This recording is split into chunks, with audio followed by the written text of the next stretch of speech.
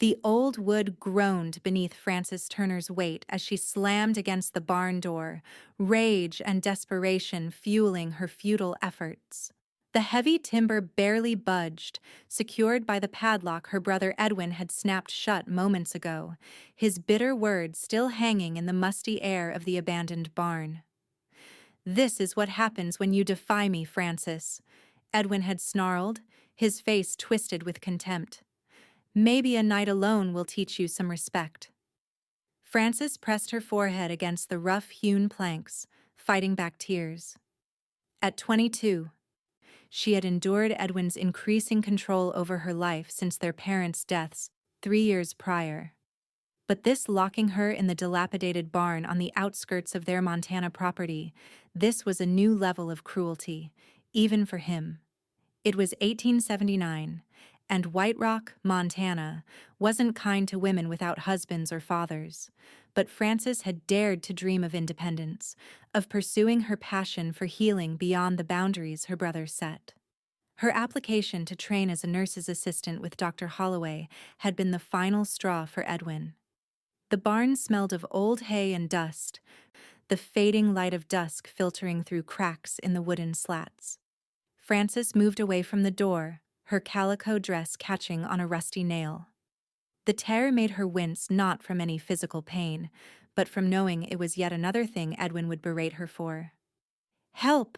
she called, though she knew it was useless. Edwin had chosen this location carefully, far enough from town or neighboring homesteads that no one would hear her cries. As darkness fell, Frances huddled in a corner atop a pile of musty straw, drawing her knees to her chest. The night brought a chill that seeped through her thin dress. Moonlight streamed through gaps in the roof, casting eerie shadows across the earthen floor. She closed her eyes, exhaustion finally claiming her despite her fear. Several hours later, Frances startled awake. At first, she thought it was the cold that had roused her, but then she heard it hoofbeats approaching, slow and steady. Her heart raced. Could it be Edwin returning? But no, he wouldn't come back until morning, not after the rage he'd displayed. The hoofbeats stopped just outside.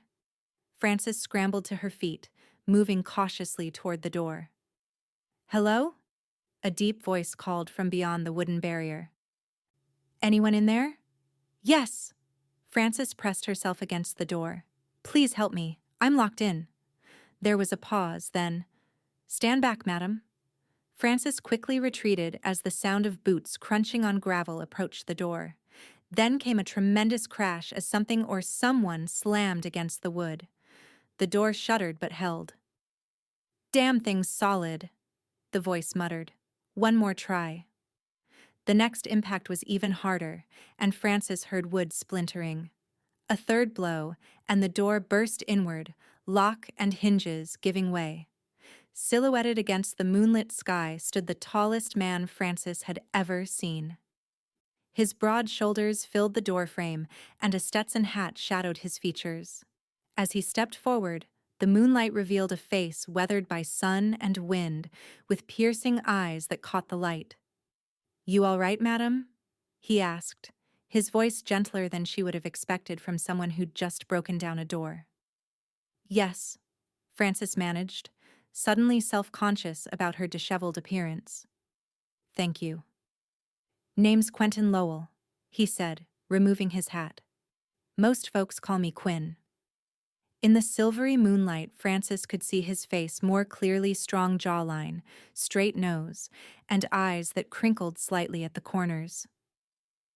He wasn't handsome in the conventional sense, but there was something arresting about him. "Frances Turner," she replied, offering her hand. "I can't thank you enough, Mr. Lowell." His large hand engulfed hers, rough with calluses but surprisingly gentle. "What in tarnation are you doing locked in a barn in the middle of the night, Miss Turner?" Frances hesitated, embarrassment coloring her cheeks. "My brother," she finally admitted.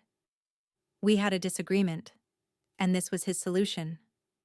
Quinn's expression darkened. "No man has the right to treat a lady that way, disagreement or not." Outside, The sky was beginning to lighten, the first hint of dawn breaking over the Montana hills. Frances shivered, the night chill still clinging to her. Without a word, Quinn shrugged out of his duster and draped it around her shoulders. The coat was warm from his body and smelled of leather, tobacco, and open prairie. "Can't have you catching your death," he said. "Come on, my horse is outside. I'll take you home." Frances stiffened. "I can't go back there. Not tonight." Quinn studied her face, seeming to understand more than she'd said. "Then I'll take you to town. The widow Johnson runs a boarding house. She's a good woman."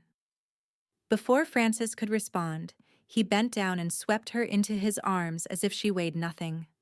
She gasped, instinctively wrapping her arms around his neck. "What are you doing?" "Carrying you," he said simply. "Those slippers of yours won't do well on the rocky path, and you've been through enough tonight." Frances wanted to protest, but found herself too exhausted. Instead, she rested her head against his solid chest as he carried her out of the barn and into the breaking dawn. Quinn's horse, a magnificent chestnut stallion, waited patiently nearby.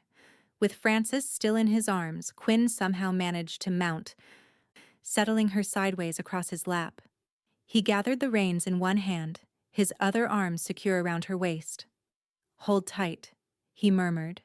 And then they were moving, the horse's steady gait rocking them gently as they rode toward town.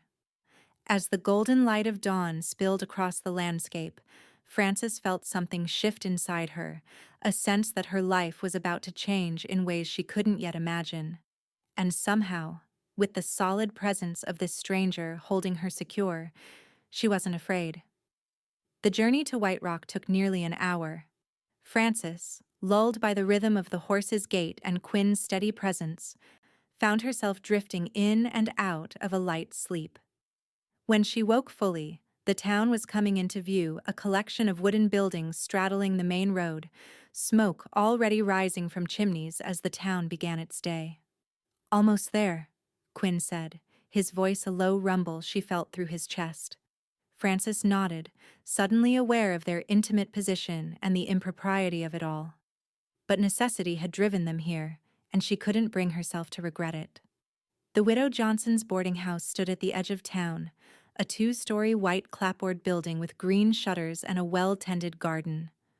As Quinn reined in his horse, the front door opened, and a plump woman with silver hair appeared on the porch, wiping her hands on her apron. "Quinn Lowell, what brings you here at this hour?" she called, then stopped short when she spotted Frances. "Oh my goodness." Quinn dismounted with surprising grace for such a large man, then reached up to help Frances down. Her legs felt unsteady after the long ride, and she gripped his arms for support. "Mrs. Johnson, this is Miss Frances Turner," Quinn said. "She needs a place to stay."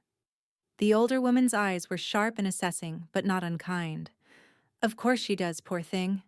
Come inside, dear. I've just put coffee on." Frances turned to Quinn. "I don't know how to thank you." "No need," he said, placing his hat back on his head. "Anyone would have done the same." "No," Frances said firmly. "They wouldn't have." Something passed between them then, a recognition that transcended their brief acquaintance. Quinn nodded once, then turned to remount his horse. "Will I see you again?" The words slipped out before Frances could stop them. Quinn paused, one foot in the stirrup. "I reckon you might.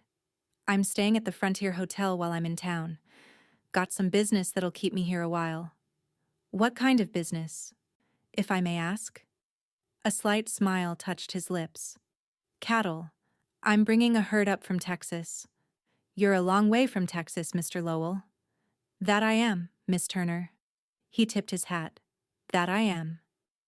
With that, he swung into the saddle and rode off, the rising sun glinting off his broad shoulders. Mrs. Johnson took Frances's arm gently.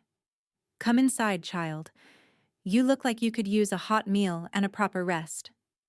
Frances allowed herself to be led into the boarding house, but her eyes remained on Quinn's retreating figure until he disappeared around a bend in the road. Inside, the boarding house was warm and smelled of fresh bread and coffee. Mrs. Johnson settled Frances at a kitchen table and bustled about, setting a steaming mug before her and filling a plate with scrambled eggs and biscuits. "Now," the older woman said, sitting across from her, "tell me what's happened. And don't you worry about payment. Any friend of Quinn's is welcome here." "We're not exactly friends," Frances admitted. "We only just met." She hesitated, then decided honesty was best. "My brother locked me in an old barn last night. Mr. Lowell happened to be passing by and heard me." Mrs. Johnson's kind face hardened. "Edwin Turner is your brother?" Frances nodded, surprised. "You know him?" "Everyone in White Rock knows Edwin Turner," Mrs. Johnson said grimly. "Not many think highly of him. Forgive my plainness, but the man has a reputation for meanness." Frances stared into her coffee cup. "It wasn't always that way. After our parents died, he changed, became controlling, bitter." "That's no excuse for locking you up like an animal," Mrs. Johnson declared. "You're welcome to stay here as long as you need." "I have no money," Frances confessed. "Edwin controls all our parents' estate." "We'll figure something out," Mrs. Johnson said firmly. "I've been thinking of hiring help anyway. My old bones aren't what they used to be." Gratitude washed over Frances. "I'm a hard worker, and I've been learning about medicines and healing from books. I was hoping to train with Dr. Holloway." "Our town doctor?" Mrs. Johnson raised her eyebrows. "That's what caused the trouble with your brother, isn't it?" Frances nodded. "Edwin believes a woman's place is in the home, preferably under a husband's authority. The idea of me working independently—" She trailed off. "Well," Mrs. Johnson said, patting Frances's hand, "you're safe here. Finish your breakfast. Then I'll show you to a room where you can rest. Everything looks brighter after a proper sleep." Later, in a small but clean room with a patchwork quilt on the bed, Frances finally allowed herself to relax. The events of the night caught up with her, and tears slipped silently down her cheeks. Not tears of fear or sorrow, but of relief, and perhaps a touch of hope. As sleep claimed her, her last thought was of strong arms carrying her into the dawn and piercing eyes that seemed to see straight through to her soul. Frances woke to afternoon light streaming through lace curtains. For a moment, disorientation gripped her. This wasn't her bedroom at the Turner homestead. Then memory rushed back. Edwin's rage, the barn, and Quinn Lowell breaking down the door. A knock sounded at the door. "Miss Turner, are you awake?" "Yes, Mrs. Johnson. Please come in." The door opened to reveal the landlady carrying a folded dress. "I thought you might want something fresh to wear. This belonged to my daughter before she married and moved to Oregon. It might be a bit large, but it's clean." "You're too kind," Frances said, accepting the garment, a simple blue cotton dress, modest but well made. "It's nothing." Mrs. Johnson waved away her thanks. "When you're ready, come downstairs. There's someone asking after you." Frances's heart jumped. "Mr. Lowell?" "No, dear. Dr. Holloway." Surprise replaced disappointment. "The doctor? Why would he—" "He heard about what happened. News travels fast in White Rock." Mrs. Johnson's expression was apologetic. "I'm afraid by tonight everyone will know about Edwin locking you up." Frances sighed. Small-town gossip was inevitable, she supposed. "I'll be down shortly." After washing up with the pitcher and basin provided, Frances changed into the blue dress. It hung slightly loose on her slender frame but was infinitely preferable to her wrinkled, torn calico. She pinned up her light brown hair as neatly as possible with the few pins she had and made her way downstairs. Dr. Holloway sat in the parlor, his medical bag at his feet. He was a man in his 50s with kind eyes behind wire-rimmed spectacles. He stood when Frances entered. "Miss Turner, I'm relieved to see you well." "Thank you for your concern, Dr. Holloway," Frances said, taking a seat across from him. "I received your letter expressing interest in medical training." he said, without preamble. I was intending to reply, but after hearing of last night's events, I thought a personal visit more appropriate. Francis felt a flush of embarrassment. I apologize for any trouble. No need, he interrupted gently. What your brother did was unconscionable, but it does raise a practical question. If he objects so strongly to your ambitions, how do you propose to pursue them? It was a fair question, one Francis had been avoiding. I'm not certain, she admitted, but I know I cannot return to living under his control. Dr. Holloway nodded thoughtfully. As it happens, I find myself in need of assistance. My practice has grown considerably, and I'm not as young as I once was. Would you consider starting immediately? The position includes room and board at my home, where my wife would provide proper chaperonage. Francis stared at him in disbelief. You're offering me employment? After only a letter of inquiry? I've made inquiries of my own, Miss Turner. Your reputation for intelligence and diligence precedes you. And he hesitated. I knew your mother. She had a healer's hands and heart. I suspect you inherit those qualities. Emotion welled in Francis's throat. I don't know what to say. Say yes. He smiled. Unless you'd prefer to consider other options. No. I mean yes, Francis exclaimed. I accept gratefully. Excellent. You can start tomorrow. Today, rest and recover. He picked up his bag. And don't worry about your brother. The sheriff has been informed of his actions. After the doctor left, Frances sat in stunned silence. In the space of a day, her life had transformed completely. From prisoner to employed nurse in training with a safe place to live, it seemed almost miraculous. Mrs. Johnson found her still sitting there, a bemused smile on her face.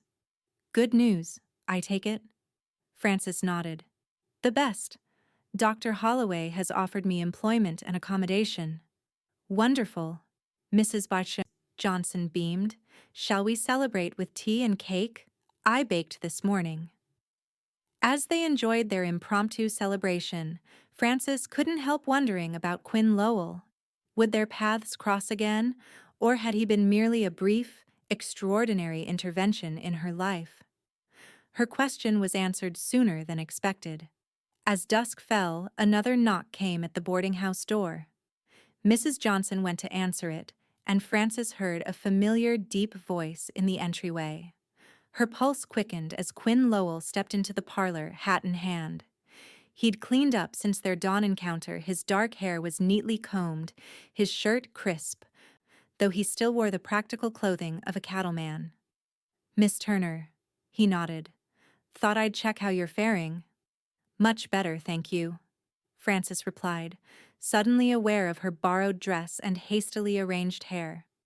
Dr. Holloway has offered me a position as his assistant. Something like approval flashed in Quinn's eyes. That's good news. He's a fine doctor. An awkward silence fell. Mrs. Johnson glanced between them, then discreetly excused herself to the kitchen. I wanted to thank you properly, Frances said, for last night. You quite literally rescued me. Quinn shifted, looking uncomfortable with her gratitude. Anyone would have done the same. We both know that's not true, Frances countered. Most would have ridden on, minding their own business. He conceded with a slight nod. Then I'm glad it was me passing by. As am I. Their eyes met, and Frances felt a curious warmth spread through her chest. Quinn cleared his throat. There's something else. I spoke with Sheriff Barnes today. Frances tensed. About Edwin? Yes. He's asked your brother to come in for questioning. Edwin wasn't pleased. Frances could well imagine. Edwin's temper was legendary, particularly when his authority was challenged. Will there be trouble? She asked quietly. Quinn's expression turned serious. Possibly. That's partly why I'm here. Until things settle, I'd like to escort you when you're out in town. That's very kind, but I couldn't impose. It's no imposition, he interrupted. I've got business in town for at least a month while my men and I arrange the cattle sale. Besides, a hint of a smile touched his lips. I've never been one to leave a job half done. Frances found herself returning his smile. In that case, I accept your offer, Mr. Lowell. Quinn, he corrected. If I'm to be your escort, we might as well use first names. Quinn, she repeated, liking the feel of it on her tongue. And you must call me Frances. He nodded, then reached into his pocket. Almost forgot. I brought you this. He held out a small package wrapped in brown paper. Frances unwrapped it to find a delicate silver whistle on a chain. It's lovely, but it's loud, Quinn explained. Carry it with you. If you ever need help again, one blast on that will bring anyone within earshot running. The thoughtfulness of the gift touched her deeply. Thank you. I'll keep it with me always. He nodded, satisfied, then glanced at the darkening window. I should go. May I call on you tomorrow? I could escort you to the doctor's. I'd like that, Frances said, perhaps too quickly. As Quinn took his leave, Frances touched the silver whistle, marveling at how rapidly her fortunes had changed. Yesterday, she'd been a virtual prisoner in her brother's home. Today, she had employment, a new friend, and perhaps most precious of all, hope for the future. The next morning dawned clear and bright. Frances woke early, anticipation fluttering in her stomach. Dr. Holloway wasn't expecting her until midday, giving her time to prepare for her new life. Mrs. Crowley Johnson had generously provided a carpet bag for Frances's few possessions and had added several practical items, a hairbrush, soap, and a nightgown, just until you get settled. At precisely 9 o'clock, a knock announced Quinn's arrival. Frances opened the door to find him standing on the porch, hat in hand, dressed in a clean shirt and vest. His horse waited at the hitching post. Good morning, he said, his eyes taking in the blue dress that Frances had carefully pressed. You look recovered. Frances smiled at his awkward compliment. I feel it, thanks to you and Mrs. Johnson. Ready to start your new adventure? More than ready. Mrs. Johnson appeared with a basket. Some bread and preserves for Dr. Holloway's household. A small thank you for taking in our Frances. Frances felt a rush of affection for the older woman.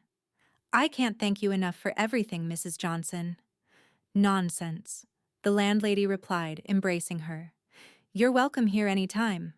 And Quinn, she fixed him with a stern look. You take good care of her. Yes, madam, he replied solemnly. Outside, Quinn helped Frances mount his horse, then swung up behind her. The closeness was even more noticeable in daylight, but somehow felt natural. As they rode through town, Frances was acutely aware of curious glances from townspeople. Quinn seemed unfazed, guiding his horse with easy confidence. People are staring, Frances murmured. Let them, Quinn replied. Nothing improper about escorting a lady to her new employment. His matter-of-fact attitude was reassuring. As they passed the general store, Frances spotted a familiar figure emerging Edwin. Her body tensed involuntarily. Quinn felt her reaction. That him? Yes, she whispered. Edwin had frozen on the boardwalk, his face darkening with rage as he recognized his sister riding double with a stranger. He started toward them, but Quinn subtly shifted, placing himself between Frances and her approaching brother. Edwin Turner? Quinn's voice was level but carried an unmistakable warning. Edwin stopped, assessing the larger man. Who's asking? Quentin Lowell. Your sister is under my protection now. Edwin's face twisted with contempt. My sister doesn't need protection, especially from some drifting cowboy. Frances, get down from that horse immediately. Frances found her voice. No, Edwin, I'm going to work for Dr. Holloway. It's already arranged. The hell you are! Edwin snarled, stepping closer. Quinn dismounted in one fluid motion, his height and breadth suddenly imposing as he stood between Edwin and the horse. The lady has made her decision. A small crowd had begun to gather, watching the confrontation with undisguised interest. Edwin glanced around, aware of the audience. "This isn't over," he hissed, then raised his voice. "You've disgraced yourself, Frances. Don't bother coming home." "I won't," she replied steadily. With a final glare, Edwin stalked away. Quinn watched him go, then remounted behind Frances. "You handled that well," he said quietly as they continued toward the doctor's house. "I didn't do anything," Frances replied. "You stood your ground. That takes courage." Frances hadn't thought of it that way. All her life, she'd been taught that proper ladies were agreeable and accommodating. Standing up to Edwin had been terrifying, but also liberating. Dr. Holloway's house stood on a quiet street, a handsome two-story structure with a wraparound porch. As they approached, the front door opened, and a woman in her 40s emerged, smiling warmly. "You must be Frances," she called. "I'm Margaret Holloway." Quinn helped Frances dismount, then handed down her carpet bag. "Madam," he nodded to Mrs. Holloway. "Quinn Lowell. I've been acting as Miss Turner's escort." "Mr. Lowell," Mrs. Holloway acknowledged. "My husband mentioned you're bringing cattle up from Texas. Quite an undertaking?" "Yes, madam. 3,000 head and 20 men." Mrs. Holloway looked impressed. "Well, Miss Turner is in good hands now, but we'd be pleased if you'd join us for supper this Sunday." Frances glanced at Quinn, surprised by the invitation and hoping he'd accept. "I'd be honored," Quinn replied, tipping his hat. To Frances, he added, "I'll check on you tomorrow, if that's all right."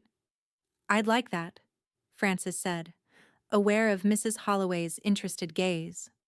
As Quinn rode away, Mrs. Holloway linked her arm through Frances's. "Well, my dear, it seems you've made quite an impression on Mr. Lowell.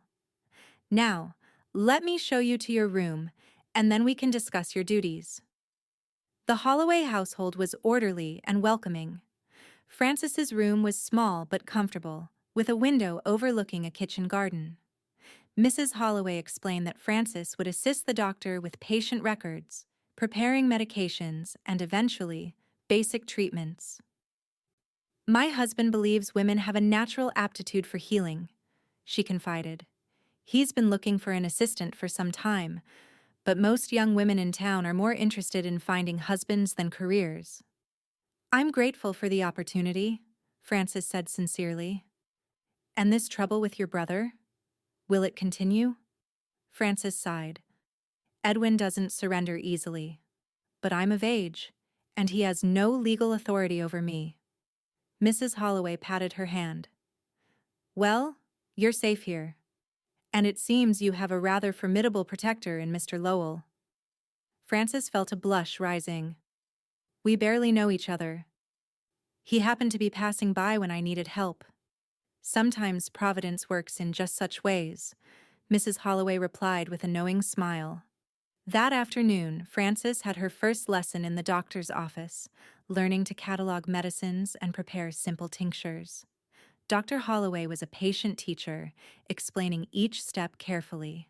By evening, Frances's head was swimming with new information, but she felt more alive than she had in years.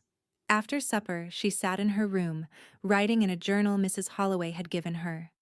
She recorded the extraordinary events of the past 2 days, lingering over her description of Quinn. On paper, she could admit what she dared not say aloud, that something about the taciturn cowboy had captured her interest in a way no man ever had before. The next day brought a steady stream of patients to Dr. Holloway's office. Frances observed, took notes, and occasionally assisted by fetching supplies. By mid-afternoon, she had impressed the doctor with her quick learning and steady hands. "You have a natural talent for this work," he commented as they cleaned instruments after treating a child's infected cut. "Thank you," Frances replied, carefully placing a scalpel in its case. "I've always been drawn to healing. My mother taught me about herbal remedies when I was young. Ah, yes. Eleanor Turner had quite the knowledge of plants. She helped many in this town before we had a proper doctor. A knock at the office door interrupted their conversation. Mrs. Holloway entered, followed by Quinn. Francis's heart did an unmistakable leap at the sight of him. "Mr. Lowell is here to inquire after Miss Turner," Mrs. Holloway announced, her eyes twinkling. Dr. Holloway nodded approvingly. "We're just finishing up. Francis, why don't you take a break? Fresh air would do you good after being cooped up all day." "Are you sure?"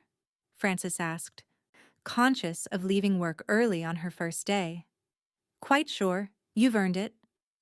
Outside in the late afternoon sunshine, Francis and Quinn walked side by side, an almost comfortable silence between them. "How was your first day?" Quinn finally asked. "Wonderful," Francis replied honestly.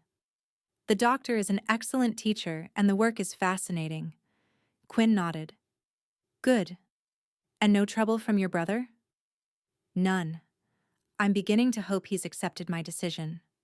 Quinn's expression suggested he wasn't convinced. "Maybe.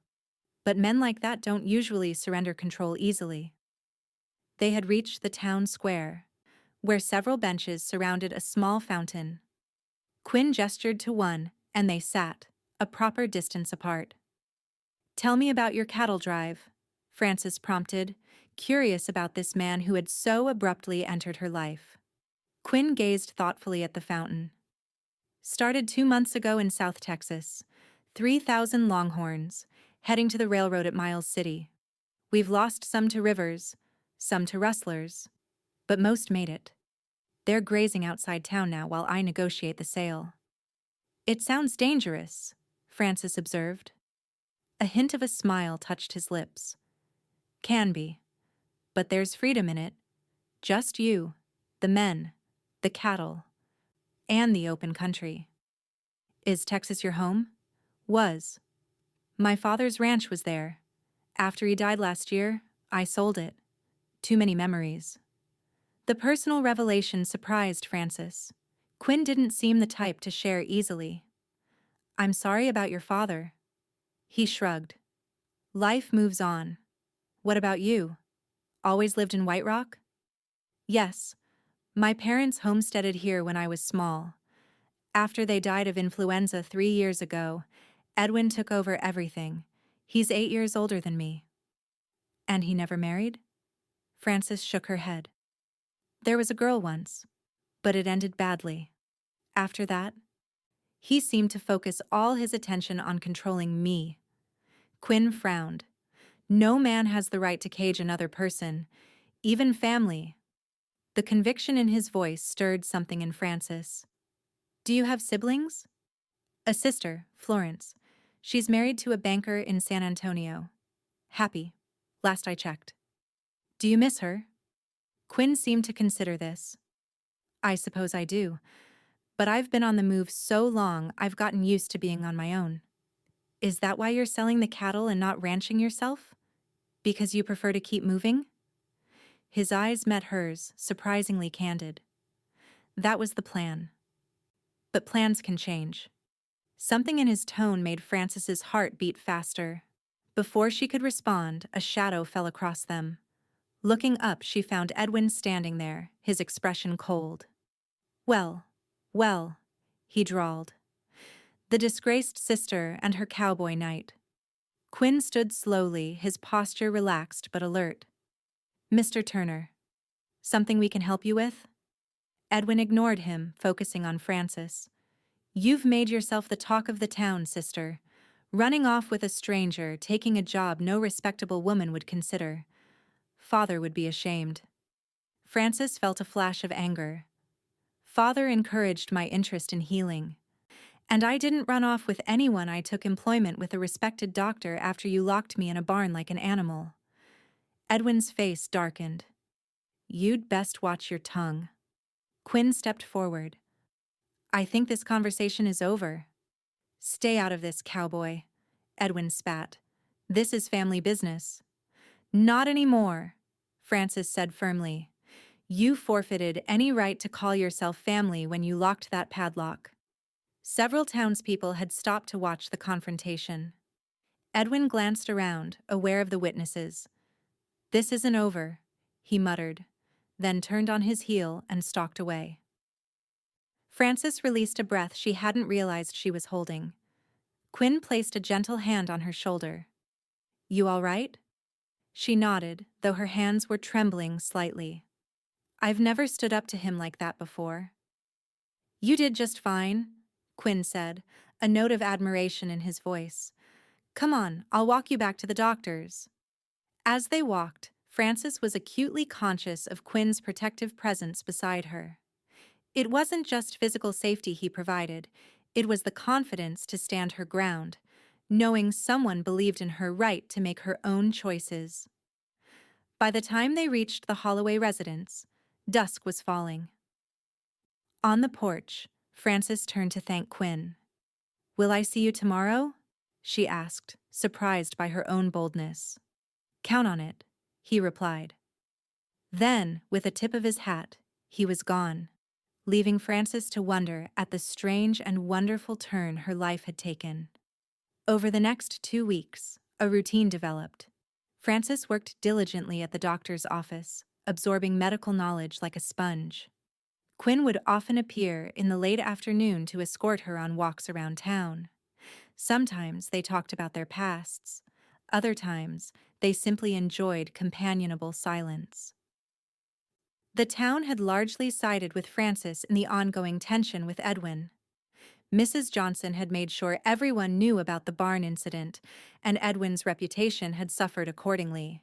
He'd taken to drinking heavily at the saloon, muttering threats that most dismissed as empty bluster. On a particularly fine Saturday, Dr. Holloway insisted Frances take the whole day off. "You've worked hard, and young people need sunshine and recreation," he declared. Quinn arrived mid-morning with an unexpected proposal. "I thought you might like to see the cattle," he said. "I've brought a gentle mare for you to ride." Frances was delighted.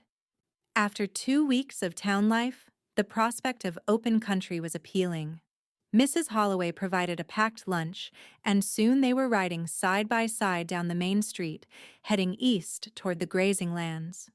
"You ride well," Quinn observed as Frances easily controlled her mount, a dappled gray mare. "My father taught me young," she replied, "though it's been a while since I've had the opportunity." As they left town behind, Frances felt a sense of freedom that had been missing from her life for too long. The rolling grasslands stretched before them, dotted with wildflowers and the occasional stand of cottonwoods. The sky above was an endless blue, with hawks circling lazily on thermal currents. After an hour's ride, they crested a rise, and Frances gasped at the sight below. Spread across the valley were thousands of longhorn cattle, their distinctive horns creating a forest of curved spikes. Cowboys on horseback rode the perimeter, keeping the herd contained.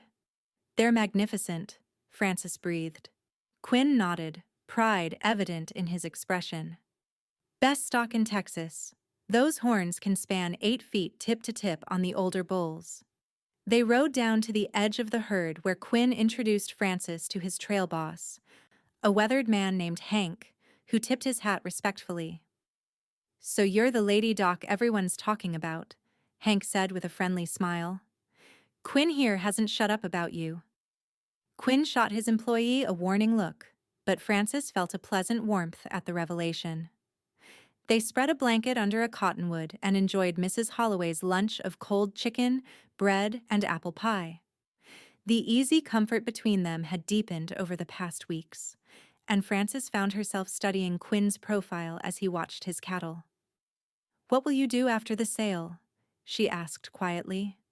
He turned to look at her, his expression unreadable. "That depends." "On what?" "On whether I have a reason to stay." The implication hung in the air between them, neither willing to address it directly. Frances busied herself repacking the basket, aware of her racing pulse. "Frances," Quinn said suddenly, his voice serious, "there's something I need to tell you." Before he could continue, The sound of approaching hoofbeats drew their attention. One of Quinn's cowboys was galloping toward them, urgency in his posture. "Boss!" he called as he reined in. "Trouble in town. Your sister's brother showed up at camp looking for you, drunk as a skunk and waving a pistol. Hank sent him packing, but he was heading back to town, saying he'd settle things once and for all." Frances felt cold dread settle in her stomach. "Edwin," she whispered. Quinn was already on his feet, helping Frances up. "We need to get back. Now." The ride back to town was tense and swift. Quinn's usual calm had given way to focused determination, his eyes scanning the trail ahead. Frances's mind raced with worry not for herself, but for the potential confrontation between Edwin and Quinn. "Promise me you won't do anything rash," she said as they approached the outskirts of town. Quinn glanced at her. "I don't go looking for trouble. But you don't back down from it either." A grim smile touched his lips. "No, I don't. Especially when it threatens someone I care about." The words sent a flutter through Frances's chest despite her anxiety. White Rock appeared quiet as they rode down the main street. Too quiet, Frances thought. Usually, Saturday afternoons saw townspeople running errands or socializing. Today, an uneasy stillness hung in the air. As they approached the sheriff's office, the reason became clear. A small crowd had gathered outside, murmuring tensely among themselves. Sheriff Barnes stood on the boardwalk, his deputy beside him, both looking grim. Quinn dismounted quickly, then helped Frances down. "What's happened?" he asked a bystander. "Turner's holed up in the saloon," the man replied, "drunk as a lord and threatening to shoot Lowell on sight. Says he's defiled his sister's honor." Frances gasped. "That's absurd. Quinn has been nothing but honorable." Quinn placed a steadying hand on her arm, then approached Sheriff Barnes. "Sheriff, I hear Edwin Turner's looking for me." Barnes nodded, his weathered face concerned. "He's making quite a scene, Lowell. Claims you've compromised his sister and refuses to leave until you face him." "That's ridiculous," Frances interjected, stepping forward. "My brother locked me in a barn. Mr. Lowell rescued me. There's been no impropriety whatsoever." The sheriff nodded. "Most folks know that, Miss Turner, but your brother's beyond reasoning with at this point." Quinn's expression hardened. "I'll talk to him." "No." Frances grabbed his arm. "He's drunk and armed. It's too dangerous." "Can't let this fester," Quinn replied quietly. "One way or another, it ends today." Sheriff Barnes sighed. "If you're determined, Lowell, I'll back you up. But no gunplay in my town if it can be avoided." Quinn nodded, then turned to Frances. "Stay here with the deputy." "Quinn, please." He touched her cheek gently, the first such intimate gesture between them. "Trust me." With that, he strode toward the saloon, the sheriff following a few paces behind. The crowd parted for them, then closed ranks again, blocking Frances's view. "It'll be all right, Miss Turner," the deputy assured her, though he looked far from certain. "Quinn Lowell's got a cool head." Frances could only wait, her heart pounding. The minutes stretched interminably. Then the bat-wing doors of the saloon crashed open, and two figures stumbled out onto the boardwalk, Quinn and Edwin, locked in a struggle. Edwin's face was contorted with rage, while Quinn's bore the focused intensity of a man fighting with controlled precision. The crowd surged forward for a better view. Frances pushed her way through, frantic to see what was happening. As she broke through to the front, she saw Edwin break free of Quinn's grip and reach for something at his waist, a pistol. "Look out!" Frances screamed. Quinn reacted instantly, lunging forward, his fist connected with Edwin's jaw just as the pistol cleared its holster. The gun discharged with a deafening crack, the bullet splintering the boardwalk. Edwin crumpled, unconscious from the force of Quinn's blow. Sheriff Barnes rushed forward, kicking the pistol away and quickly handcuffing the unconscious man. "Everyone stand back," he ordered. Frances ran to Quinn, who stood breathing heavily, knuckles bloodied. "Are you hurt?" she demanded, scanning him for injuries. "I'm fine," he assured her, though his voice was tight with controlled anger. "Your brother, however, is headed for a cell." Sheriff Barnes hauled Edwin to his feet, the man groggily coming around. "Edwin Turner, you're under arrest for attempted murder and public drunkenness." Edwin's unfocused eyes found Francis. "Traitor," he slurred, choosing him over family. "You stopped being family when you chose control over love," Francis replied steadily. "I hope you find peace, Edwin, but it won't be through me anymore." As the sheriff led Edwin away, the tension in the air dissipated.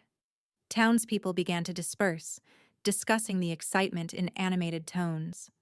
Quinn placed a protective arm around Francis's shoulders. "Let's get you back to the Holloways," he said gently. "It's been quite a day." That evening, Francis sat on the Holloway's porch swing, processing the day's events. The confrontation with Edwin had been frightening, but also cathartic. For the first time, she truly felt free of her brother's shadow. The sound of approaching footsteps drew her attention.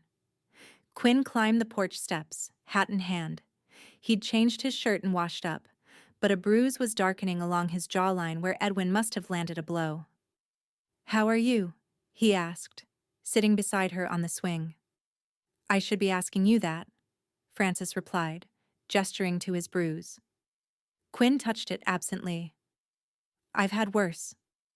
Your brother may have been drunk, but he has a decent right hook. He'll be in jail for some time, the sheriff says." Quinn nodded. "Good.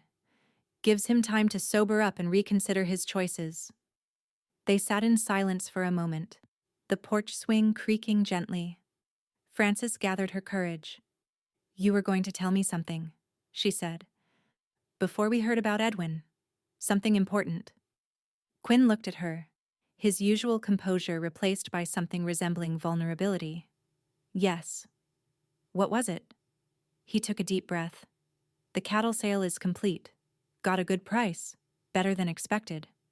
Frances felt a sudden hollowness. "So you'll be leaving?" "That depends," he said, echoing his words from earlier. "On what?" "On whether you'd object to me staying." Frances's heart skipped. "Staying? In White Rock?" Quinn shifted to face her more directly. "I've been drifting since my father died. Thought that was what I wanted, freedom. No ties. Then I heard someone calling for help from an old barn, and everything changed." "Quinn, let me finish," he said gently. "I know it's fast. We've known each other barely 3 weeks. But in that time, I've come to admire your courage, your intelligence, your kindness.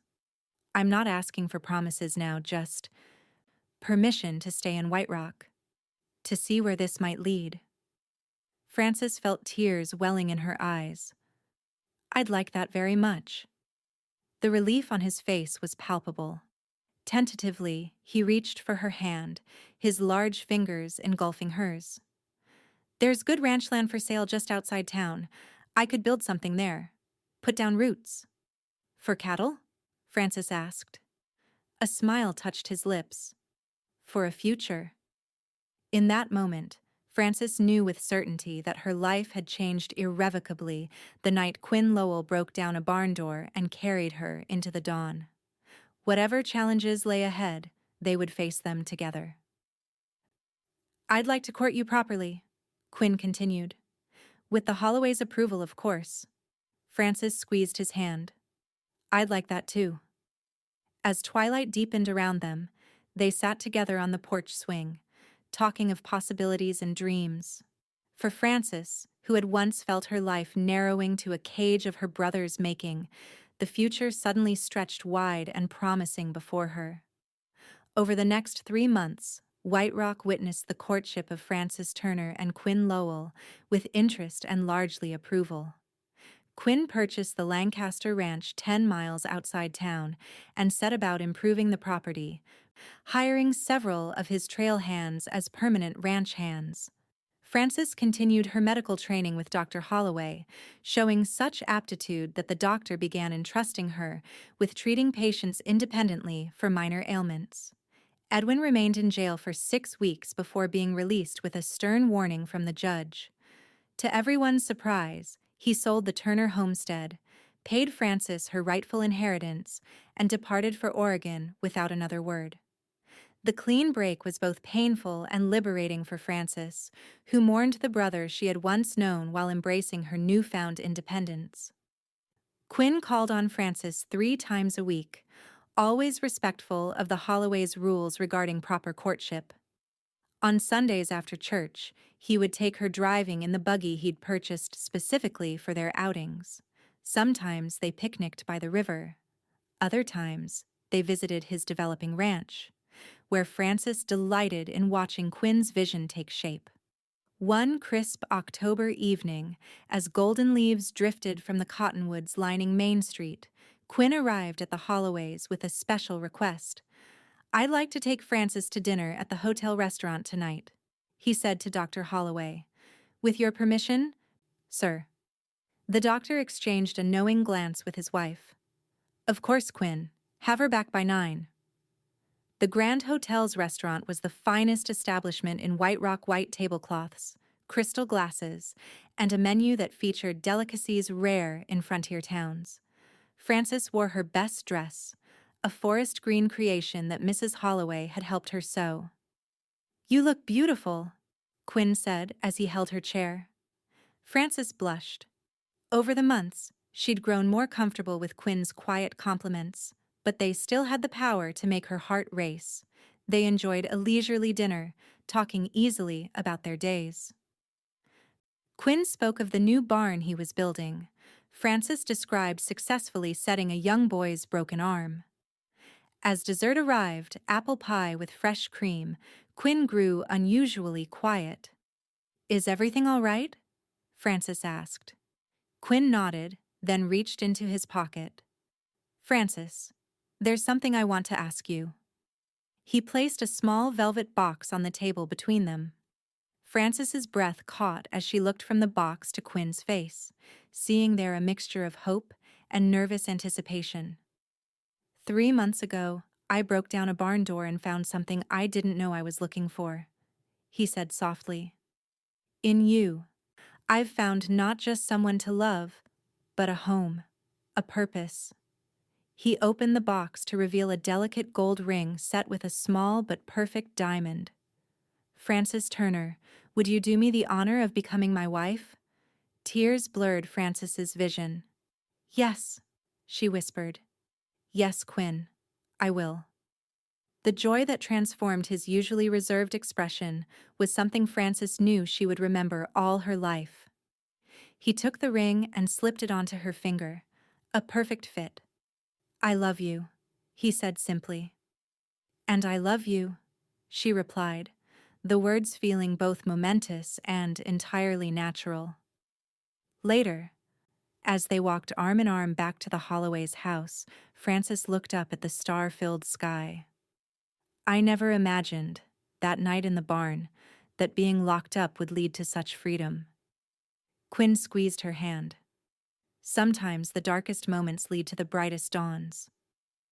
The wedding took place on a clear November day, with the entire town turning out to celebrate. Dr. Holloway gave the bride away, and Mrs. Holloway wept happily from the front pew.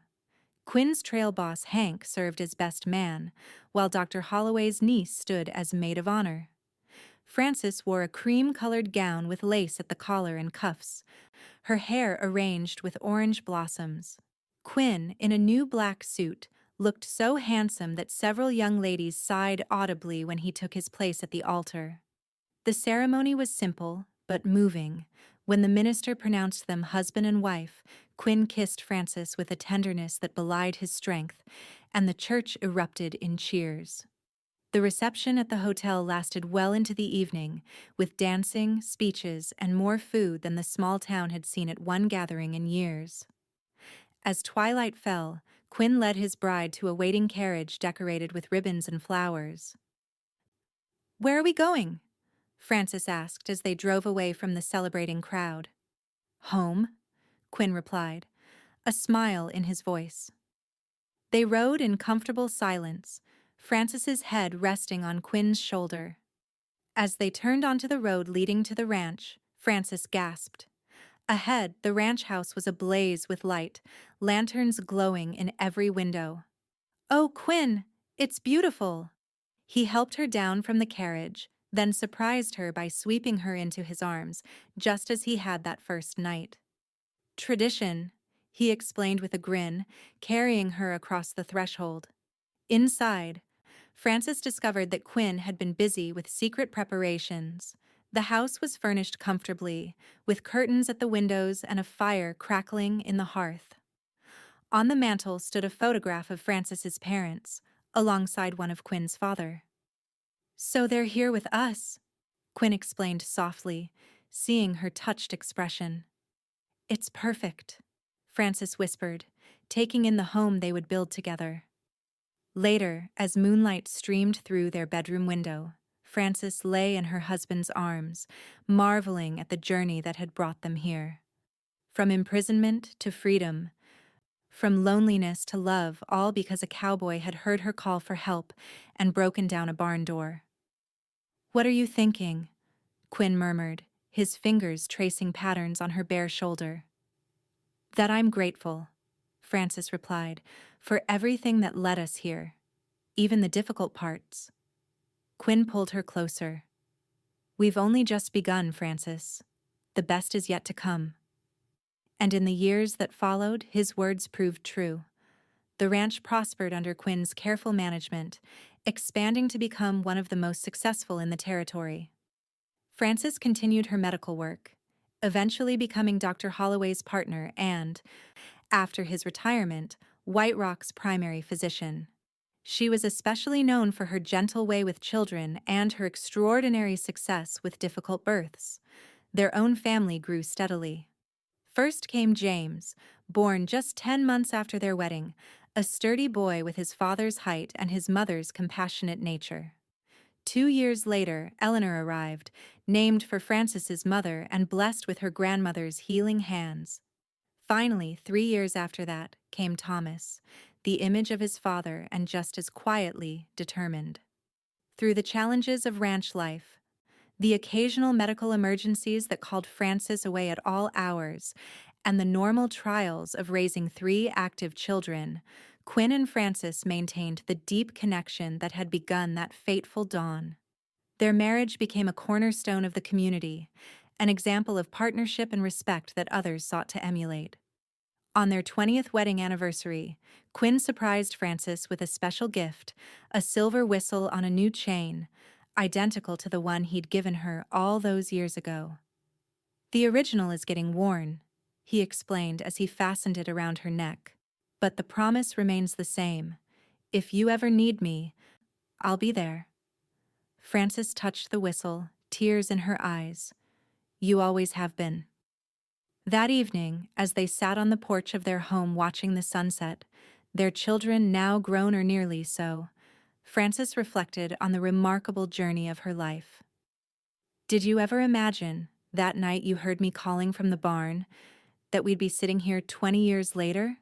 she asked. Quinn took her hand, his thumb rubbing over the wedding band that had never left her finger. "No," he admitted.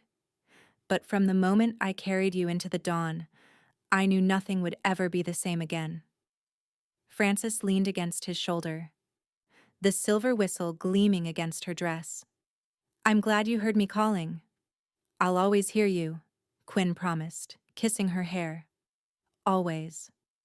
And as the last light of day painted the Montana sky in shades of gold and rose, Francis knew that of all the healing she had done in her life, the most profound had been the healing of her own heart, a healing that began the night a cowboy broke down a door and carried her toward a future brighter than she could have imagined.